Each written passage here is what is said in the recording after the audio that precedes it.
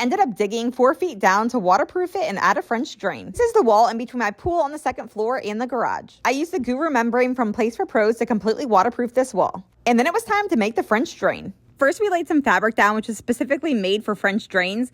And then I wish we would have done this part before because we ended up having to carry 120 bags of drainage rock up and over that wall. We spread out a good amount of the drainage rock all along that fabric, and then I'm using a 4-inch perforated PVC drainage pipe. Having that fabric in the rock underneath of the pipe will actually help prevent any soil or debris from entering. I made all the connections and got it to the desired length so we could just lay it down in that trench. And because this trench is actually going to be underneath of our pool slab, which is going to be way up there on that second floor, I also wanted to add these vertical drains. And we might end up doing something different, but I didn't want to regret not having these. So I went ahead and left them full height. They're the same 4-inch perforated 4-inch pipe. And then I covered them with a drainage sock to help prevent any soil or debris from getting in. Then we added another layer of drainage rock right on top of that pipe. And again, I got my workout because carrying those rocks up and down that ladder was no joke. And to finish off the actual French drain, we just then took that fabric and kind of folded it up just like a burrito.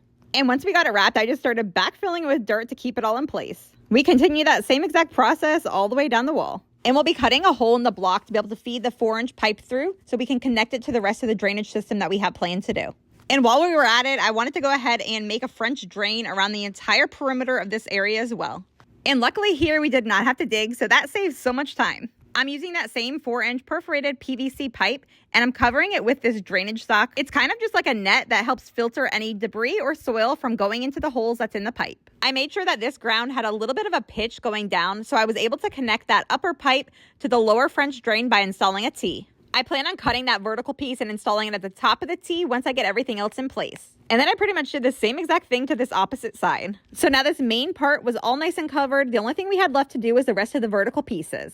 And Vinny showed up right after work to finish those off for me. And because our pool deck is going to be way up high on top of those blocks, I figured they might want some type of drainage. But again, if they decide on something else, at least they're here and we can just cut them and cap them off. Here's kind of an aerial shot of what it looked like after all the drains were in place. And for now, I went ahead and put some spray foam in all of the cuts we had made in the block for the pipes to come out. But these will all end up getting waterproofed when we do the exterior. Now it's time for more dirt. So how many loads do you think it will take to reach the top?